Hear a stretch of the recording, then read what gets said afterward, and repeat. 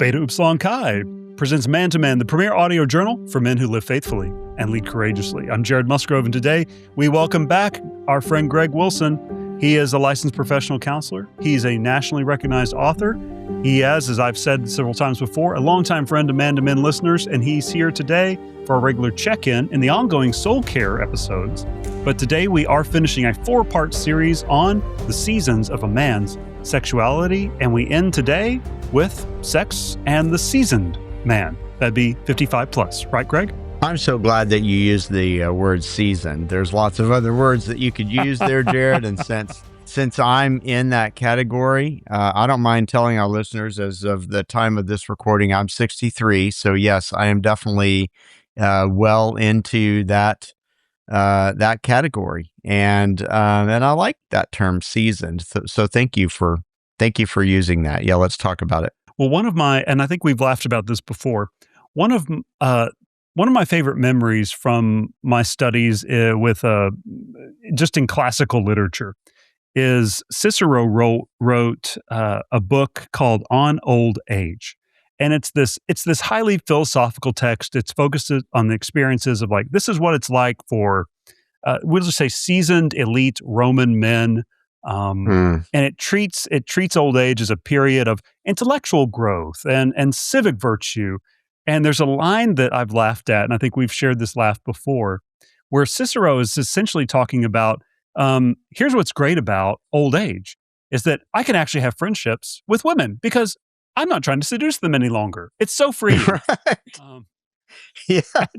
I love that positive outlook. He's looking as like, this is a wonderful thing and a season to enter into. And so it's with a little bit of that spirit that we enter into talking about sex and the seasoned man, because as we've talked about before on this series, is that while sexual desire can be a bit of a roller coaster, even in a man's life sometimes, it's not something that's just going to disappear. You don't enter into this transcendental state that I think some of us as younger men think, where this is just not going to be a temptation or something that I have to wrestle with or deal with anymore. So my first question to you, Greg, is just in your practice, and also just as a man who's moving into this season, when men move into their late 50s and beyond, how does the conversation around sex begin to change? Well, it gets a lot quieter in some ways, and that silence in itself can definitely be a problem. I think our culture tends to celebrate youthfulness and youthful male sexuality, and largely not think a whole lot about what comes later in life. And so a lot of the men my age who come into my practice will say, and I've felt this at times, like I'm in a season kind of without a script. Like, I don't have a script for this season. I don't know what's supposed to happen. I don't.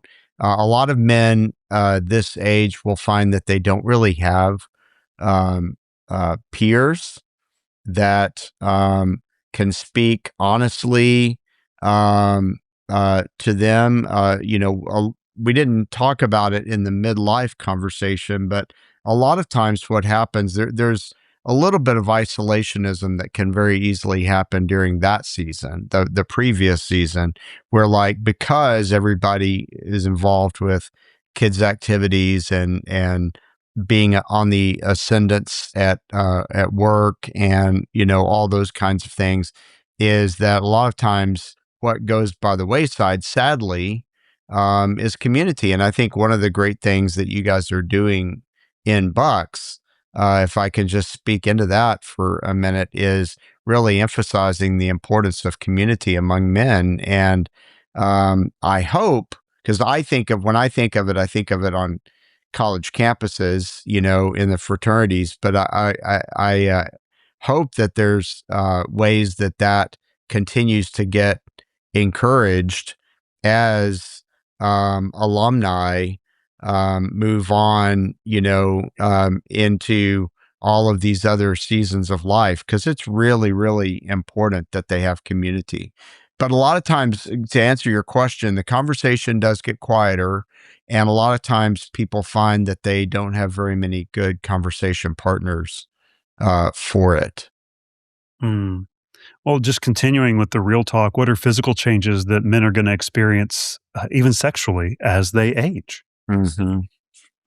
Yeah, well, so as I mentioned previously, so testosterone is already started declining around the age of 30. So definitely by the time you're in your late 50s and early 60s, it is typically, been declined quite a bit. And that period that's called the refractory period. So there's a period where like after sexual stimulation, you can't be stimulated again, for a while. Your body kind of has to recover from that. That period gets longer as you go into old age.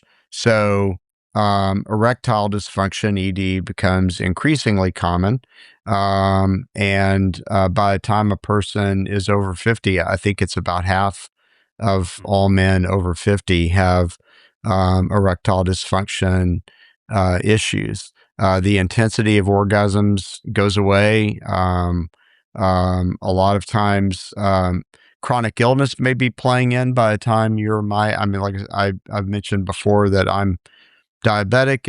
It's managed well, but I do have a chronic condition. A lot of men my age have some kind of chronic condition, whether it's cardiovascular disease or something. And so all of that plays a part as well. Sleep sometimes men are struggling a little bit more with sleep apnea as they get older, and sometimes that can affect things. So, I mean, at the end of the day, from a theological perspective, Jared, I think we would say, I mean, it's all human. It's all Yeah.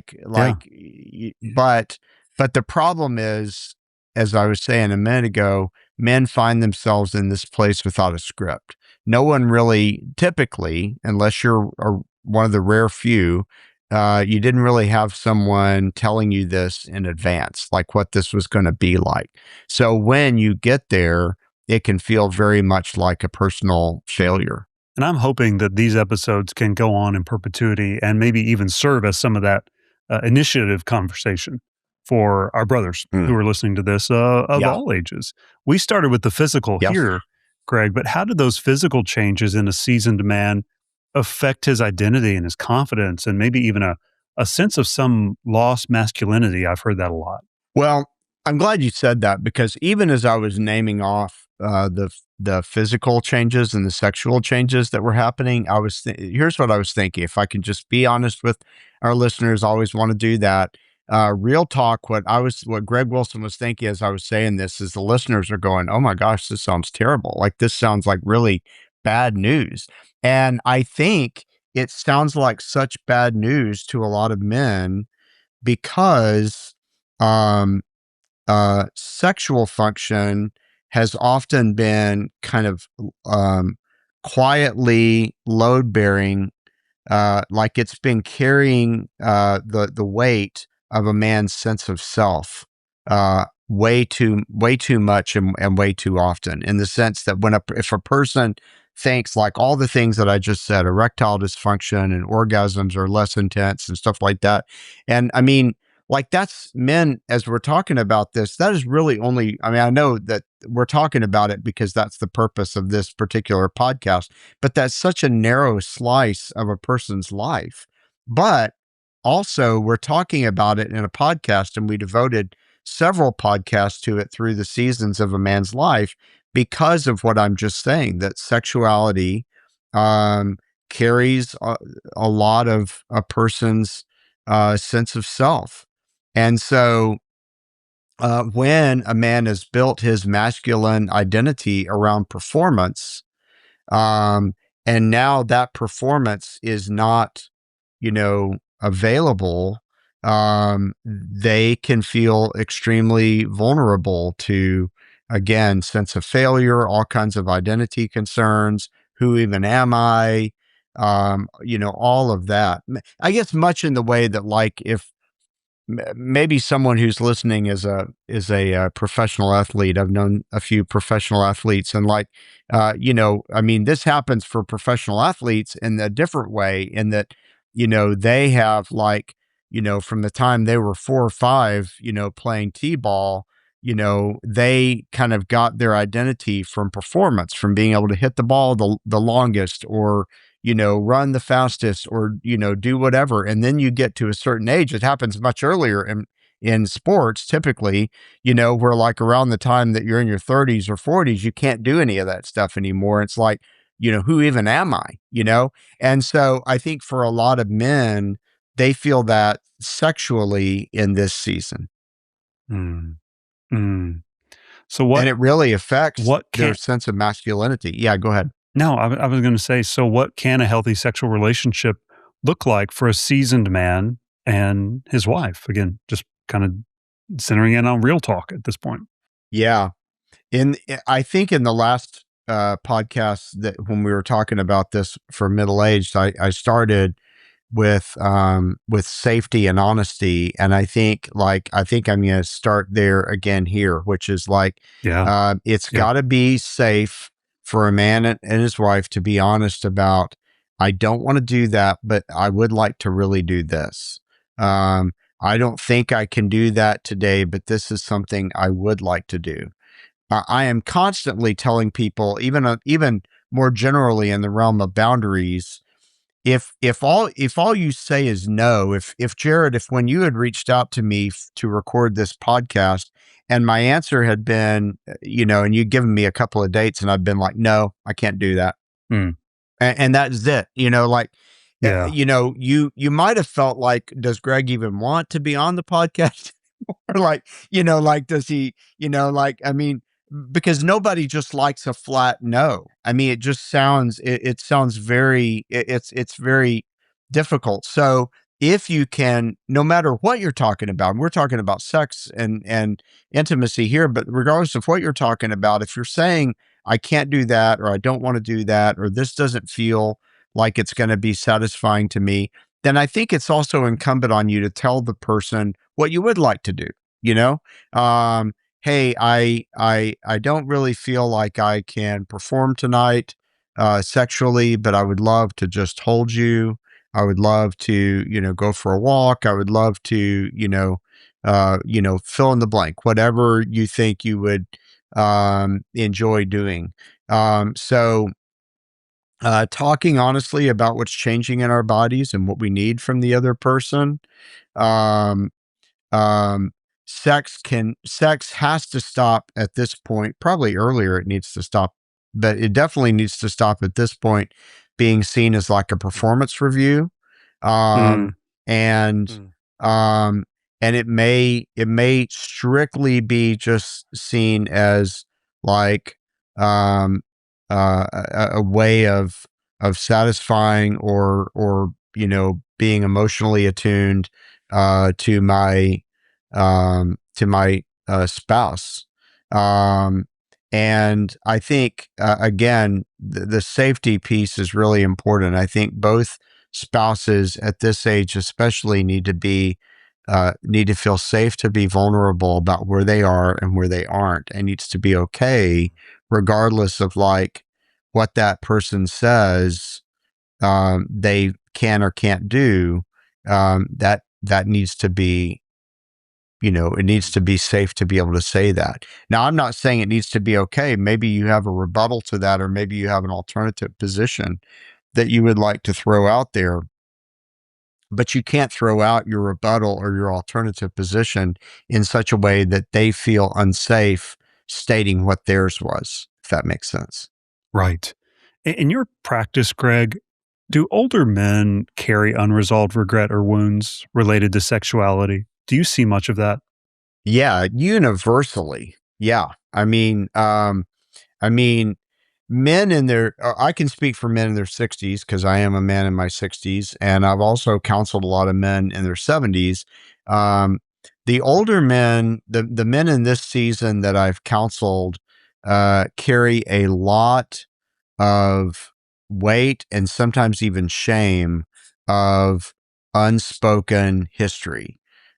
Pornography use that lasted decades, whether it was discovered or not, affairs, whether they were discovered or not, patterns of selfishness, um, years of using sex as like a stress relief rather than genuine connection, when maybe the spouse actually thought it was genuine connection, but the older man can now look back and go, no, I really was just using you for stress relief. Um, and um, and then and then some, still carry, even at 60s or in their 70s, some people still carry wounds from, sexual abuse, shame-based messages that they received when they were a child. I can't tell you the number of clients in their 50s and 60s and 70s that I see in my practice who are still talking about, you know, um, I carry this message that I am worthless or that I am not good enough. I'm talking about people who are extremely uber successful, people who make great livings. And when you do a little bit of digging, that message, again, this is someone in their 50s or 60s or 70s, that message of like, I'm a failure goes back to something that their fourth grade teacher said, and it's still with them. And it's still just being been reinforced. So yeah, lots of unresolved regret um, related to sexuality as well as other things, for sure. Yep. What can healing look like for a man who's looking back and wishes he'd lived differently?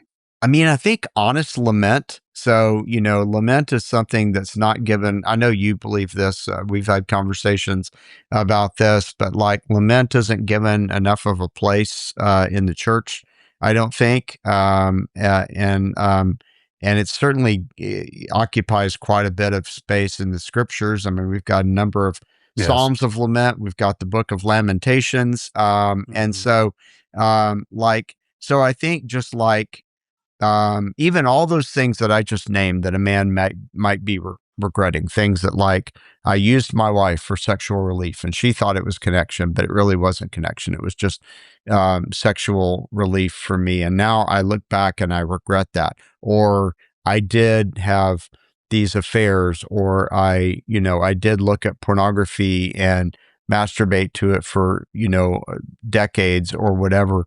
Like being able to look at that and genuinely grieve that, honestly, I think is the most important thing.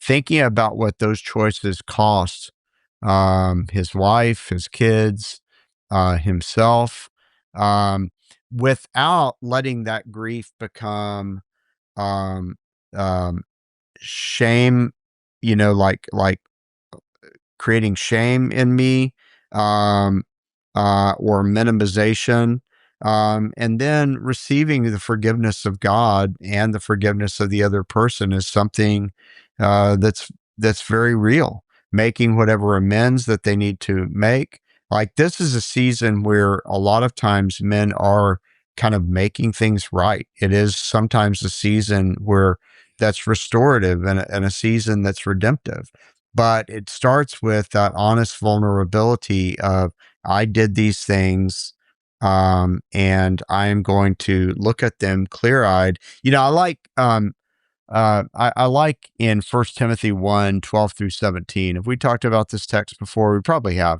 I know, But like I not on just this series, I don't think. but like, just so 1 Timothy 1:12 through 17, that's the text where, Paul's kind of recounting a little bit of his testimony for Timothy, to whom he's writing. And, he starts it off by saying, I thank Christ Jesus, my Lord, who has considered me faithful and appointed me to his service. Though formerly, I was a blasphemer, persecutor, insolent opponent. This is the text where he says, that he calls himself the chief of sinners twice in the text. In just like it's like 5 or 6 verses, and he calls himself the foremost of sinners twice in that time. But then he also says, "But here's what I'm thankful for: Christ saved me so that He could put on display His perfect patience, so that other people would be drawn to Him." And then he has that beautiful benediction in verse 17: "To the King of Ages, immortal, invisible, the only God, be honor and glory forever and ever. Amen." And so what I think for a guy in this season who is going through like has quite a bit of regret, um, I would look at at Paul, who also is an older man by the time he's writing First Timothy. You can tell me. You probably know better than I do how old he was, but I believe he was like towards the end of his life when he's writing First Timothy, and he's writing as an older man, as a mentor to this younger pastor, and he's saying, "Look, there is nobody who has sinned more than I have." And you look at that list: blasphemer, persecutor, insolent opponent of God. For the man who considered himself Pharisee of Pharisees and Hebrew of Hebrews, like, for the man for whom religious performance was like the biggest part of his identity, and then to have that moment where he's confronted by the risen Christ, who says, "Why are you persecuting me, Saul?" And he realizes, I've gotten it wrong all this time. I've been persecuting the actual God, the real God Yeah. that I serve. Wow. I've been persecuting him, or that I purport to serve. And so Paul is talking about this level of regret that we're talking about here. And he's saying, man, I've got I mean, blasphemer, persecutor, insolent opponent. I'm the worst.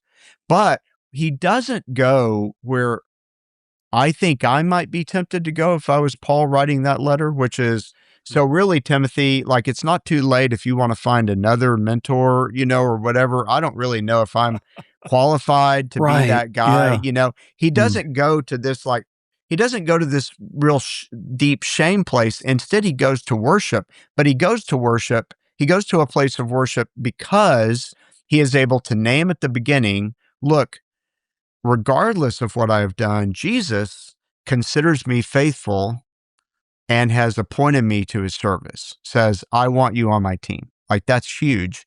And I am now able to identify that, even through all of the junk that I have done, that God has been able to use that to put in this particular case, perfect patience. Although you could literally put any perfect superlative of God in that blank that you wanted to. But in this particular case, Paul is thinking about the tremendous patience that God had for him. And that has been used to draw more people to God, praise his name. And so, like, the story becomes about God. And in this season of life, I'm preaching now, Jared. Sorry. This is great. But Yeah. like, Preach in on. this season of in this season of life, what men like me are doing, is we are like putting all the pieces together of that complicated story that we had, all the bad things that happened that we really wish hadn't happened, all of the things that we've done that we really wish we hadn't done. Um, and if you're a believer, you're able to tie that story together because you're able to see what God is doing and has done in that. And listener, if you're my age or older and you're really struggling with, like, hey, I don't know what God has done. Like, I'm still very confused about that. Like, I'm still trying to see the redemption in this. Then that's a good place to, talk to your pastor, talk to a mentor, talk to a counselor, about that, because we are in this season where the story, the arc of our life story is coming to its redemptive, restorative, uh, close, so to speak. Yeah. And we have the opportunity to make amends. We have the opportunity to ask for forgiveness. We have the opportunity to lament things that just didn't go the way that we thought that they were going to go. And at the same time, in line with what Paul's talking about in 1 Timothy 1, we get to celebrate that, hey, it's really not about me, though, at the end of the day. It's really about God and what God has done. And what God has done is so much greater than, like, whatever little thing I did along the way. Yeah. Oh man. Gosh. I mean, yes, take that sermon out with you, Greg, on the road. I think we all need to hear that. And and what you just did is you called Mm. us to a biblical example and you just modeled where I wanted to go next. And we talked about a little bit in the middle age episode, but we talked about these seasons of life being a time of focusing generationally. What role should older men play in mentoring younger men, particularly in the area of just sexual integrity, wholeness? But then we know that's going to go over into relationships and so much more. Yeah. So I think that older men don't play as much of a role in mentoring um, and sharing wisdom with the younger generation as they should. I literally was lamenting to my team at my counseling practice, about this today because, like, I'm in a season where, like, I'm still counseling at my counseling practice. I'm still there, but I'm there less, and we have a team of younger people that I'm trying to pour into, and sometimes there is this thing where, like, people reach out to our practice and they want me because of my experience. But what I want is I want to pass along my experience to younger people. And the way that really the only way in a counseling practice that you can do that is if someone will get asked for them to be their counselor, knowing that I supervise and mentor them and that I'm going to pass down my experiential wisdom to them. Otherwise, the next generation of counselors, in my case, but whatever you are out there, whatever you do, the next generation is going to be like trying to figure it out on their own. And so Yeah. people in my position should be actively like trying to, impart that wisdom and give that experience. But to a certain extent, other people have to be willing to see that that's kind of what's going on and participate in that in some way. So it's not always the fault, like in my case, and probably many of our listeners might be able to resonate with this in different ways. It's not that we're not trying to do that thing. It's just that we're not trying to like pass that wisdom down. It's just that like it requires certain things of other people in order for us to do that. And sometimes we're having a hard time figuring that out. Other times it is legitimately a man who might be at the place where they're like I named earlier, they might just be like, Greg, I don't know what it is I really have to pass down. And I would love to, you know, chat with that person. I think most pastors would, in terms of like saying, hey, let's look at your life and the arc of your life. I'm sure there's actually quite a bit here that you can. I mean, if Yeah. Paul, with all of his mistakes that he made during his Mm, Saul years, is able to mm. say that, he still has a lot of wisdom to impart and that he knows he does that because of what God's done, then that's true of us as well. So I would like to see, I mean, older men need to be doing that. Older men need to be passing down that wisdom. Younger men need to be asking for it, Amen. and receptive to it and open to it. And then sometimes the culture just has to um, create that, because I happen to be in a profession where like people really value, white beards and no hair and stuff like that. Like I've told people for Yeah. years, like, as I got older, because of what I do for a living, it's just made me more marketable, I guess, in certain Yes. ways because Yes. of Yes. my age and my years.